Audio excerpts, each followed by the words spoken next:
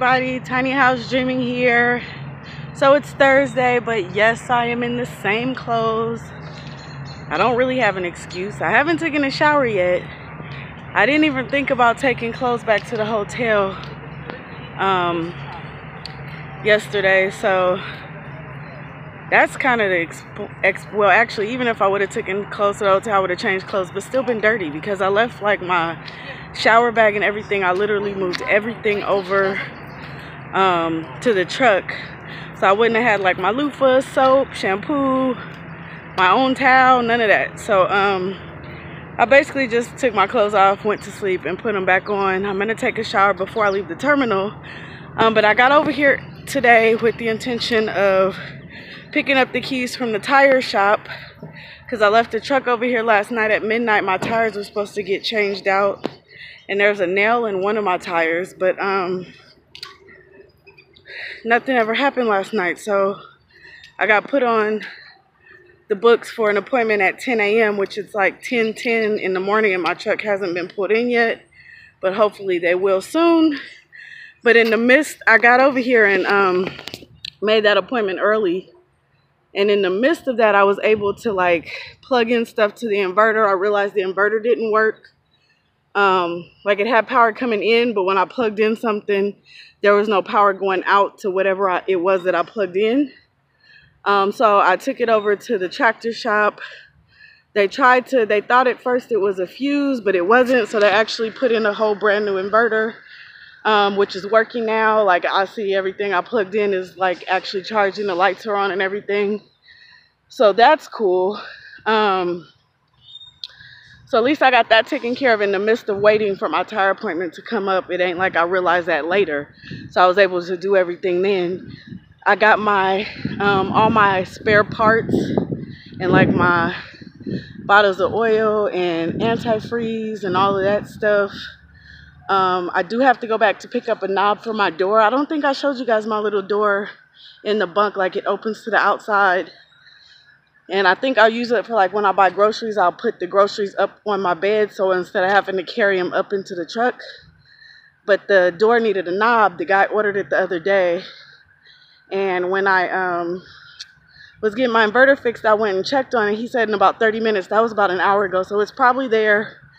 So when I walk over there, close to there, I'll pick that up, and then I'll kind of be done with that department.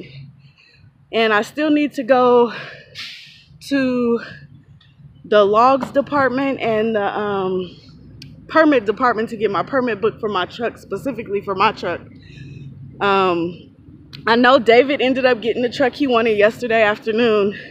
Right before they closed, they just was like, here's the paperwork, come back tomorrow and start doing your inspection. So he's doing that. So I figured at some point, now that he knows his truck number, he needs to go over to the permit department and get his permit book as well, so maybe we can walk over there together. But he's doing his inspection. Haven't really been able to help him how he helped me because I've been dealing with my truck all morning.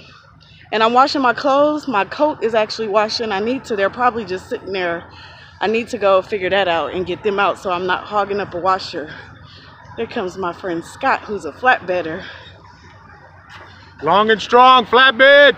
You know, somebody wanted, you have a second? Yeah. Somebody asked me, Kevin, he emailed me and asked, what is it like to be flatbed here? Like, he didn't have any specific questions other than what would ancillary pay be? And I think that's like tarping and stuff. And how often would you get that, like with every load that you have to tarp, right? 30% of the time. 30% of the time, 30%. people. And is there anything like, because he's thinking about coming to Prime to be a flatbedder, like is there any little things that like maybe... Go lease. Go lease?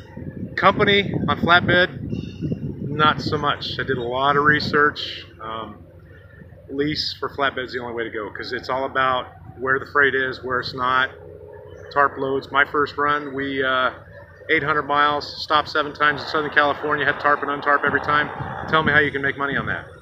Ripped our tarps to shred. That was with a company guy. And do you guys run to like the West Coast a lot, or is it? All over. All over? Okay, and what else can I ask you? Oh my gosh, I'm on the spot. What can I ask you? Don't be on the spot. So flatbed, if you're not afraid to work, do it. I grew up in the trades. I actually like getting out of the truck and working. There's times when it's going to be 8 degrees outside. You got to throw tarps. Your tarps are frozen. wind's blowing 40 miles an hour, that's part of the adventure. Yeah, if you're not afraid to have a little grit in you, Flatbed's the way to go. It's a lot of fun. Shippers are only open Monday through Friday, 8 to 5. Weekends are free runs.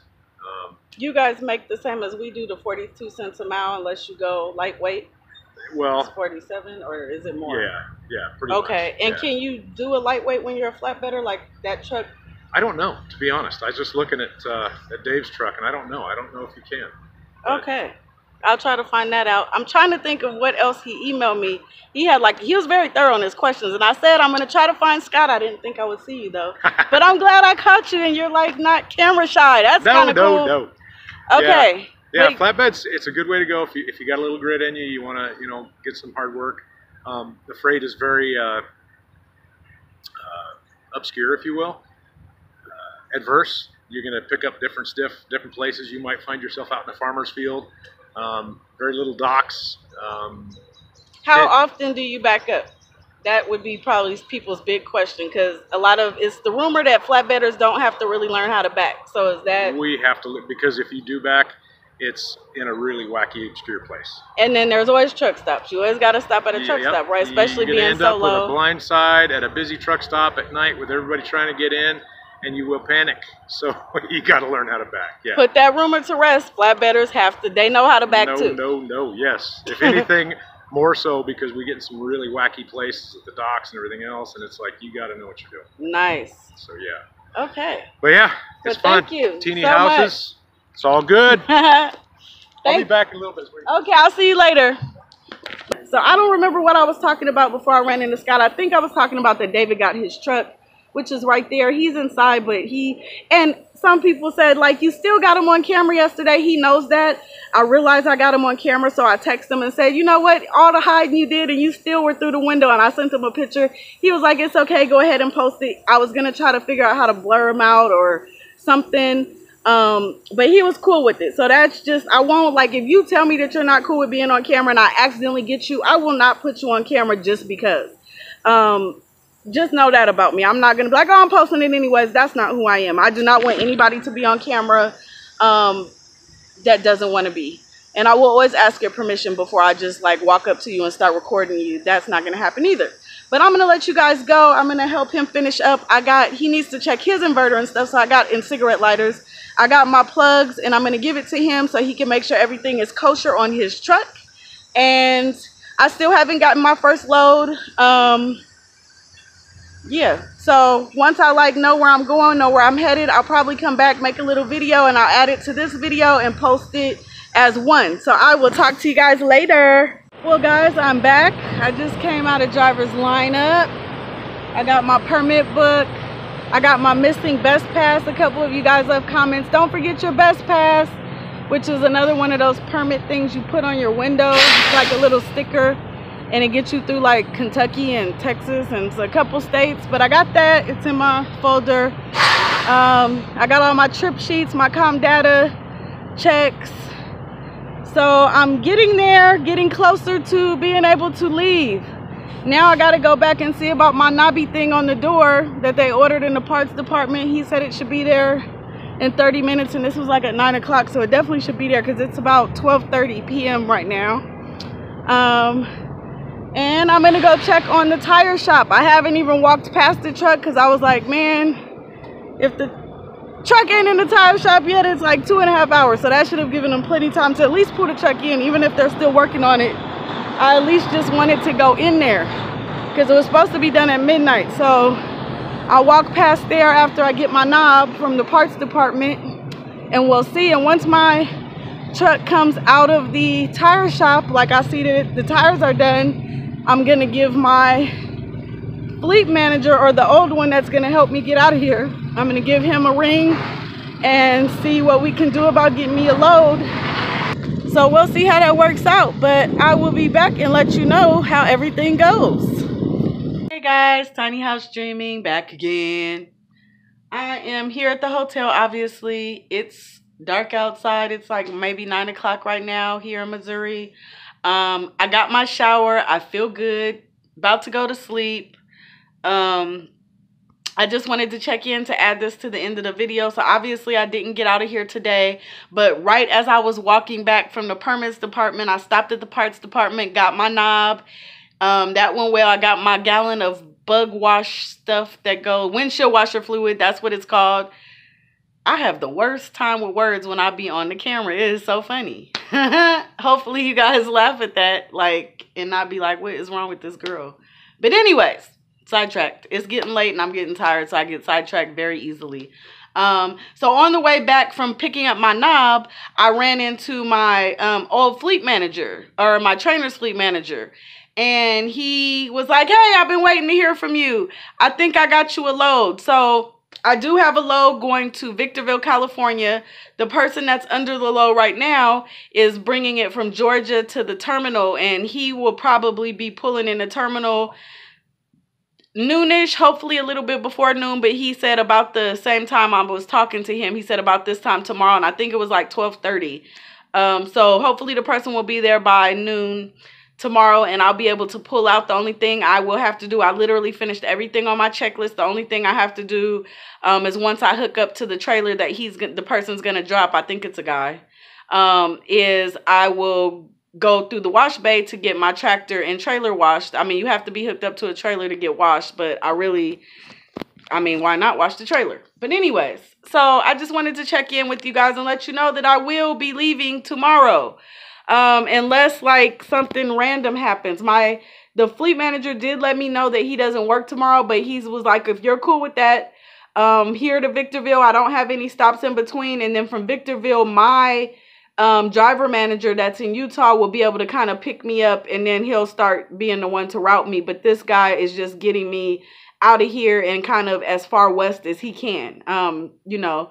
So, and that makes me feel comfortable, because one of the last few loads that I did with my trainer was to Victorville. I don't know. I think that I recorded that. Like, I know we were at a Walmart distribution center and we picked up, and that was like we were going to Victorville. So I might have been there. I've been there like 2 or 3 times during my whole TNT phase, but there was no like crazy turns, or streets weren't super narrow or nothing like that. So I'm kind of looking forward to that being my first load, because I'm more familiar with, like, I definitely remember the ride from Missouri through Texas and New Mexico and Arizona into coming up the 15 into Barstow, or getting on the 15 in Barstow. So like I remember the whole run.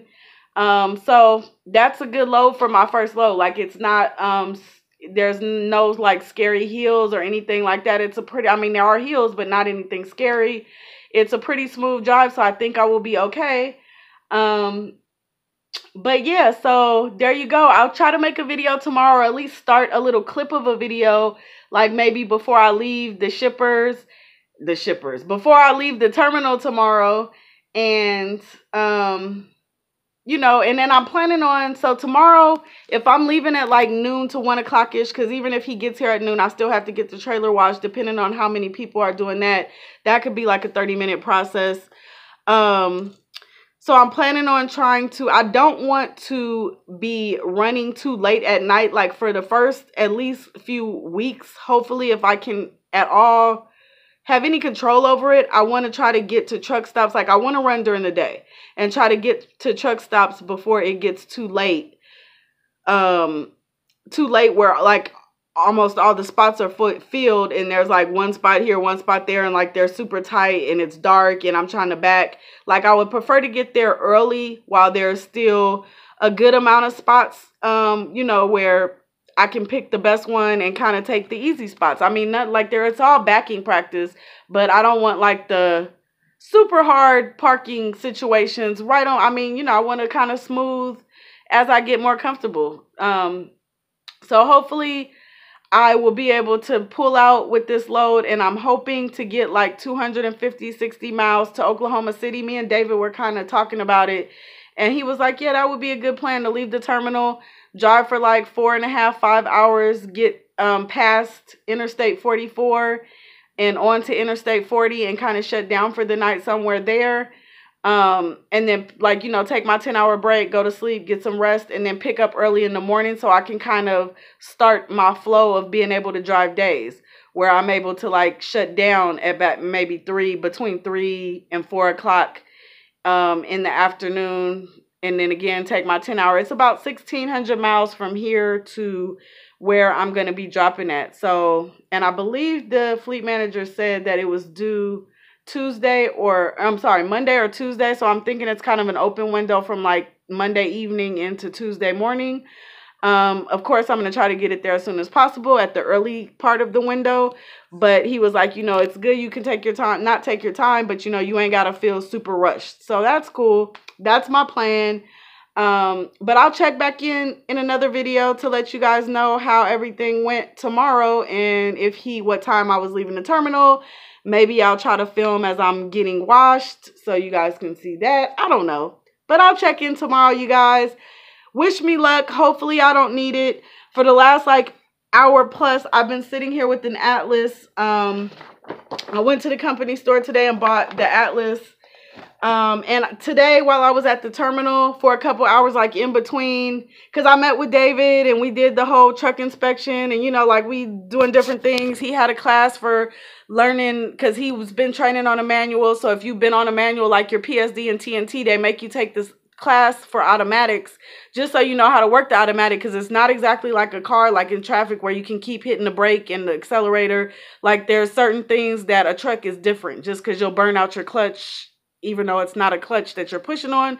But all the things, the mechanisms that are working under the hood, you have to learn how to do certain things in a big truck. So he had to take an automatic class. While in between all of that, I ended up watching, because I want a trip plan. That's my big thing, is I always wanted to trip plan, but none of my trainers ever did it. I know how to read an Atlas, but I never actually planned a trip from here to here, using the Atlas. So what I did is, a long time ago, I watched Junior Honduras. Oh my God. I'm tired. Sorry. But I watched he has 4-part videos that are part 1, 2, 3, and 4, about trip planning. And they're very thorough. It shows you how to trip plan using the Atlas. And then he kind of ties in the Qualcomm, and how to read directions or whatever, and kind of fit it into what you've already come up with on the Atlas. So I spent the time that David was in his class, and in between different things, I will watch one video, go do something, watch another video, go wash my coat. I washed my little yellow reflective coat, got it all nice and shiny and yellow. But yeah, so I spent today I watched all 4 of those videos, and then that's what prompted me to go to the company store, get my Atlas.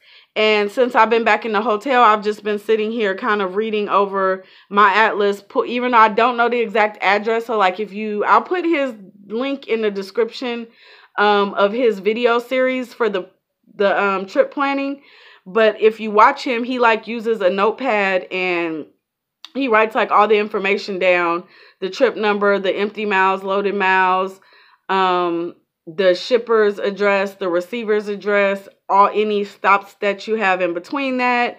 And then he kind of looks at the Qualcomm, gets different instructions or whatever off of there. So I've kind of been just following his suggestion, and I looked up, I know where I'm leaving from, Missouri. Then I looked up Victorville in the map, because I don't know the exact address, but I know the city because my fleet manager let me know. So I kind of just have already figured out that I'll probably be going down 40, and then I'll link on to 15 in Barstow. But tomorrow, when I actually get all the information, I guess what he said is, once the person that's dropping the trailer comes to the terminal, and he goes through outbound, or does his Qualcomm macro that he dropped the trailer, that it'll alert me I'm already set in the system to be the person that's going to pick the trailer up. So that's how I'll know that this person arrived with the trailer, and that I can now go hook up to it and kind of get my journey started.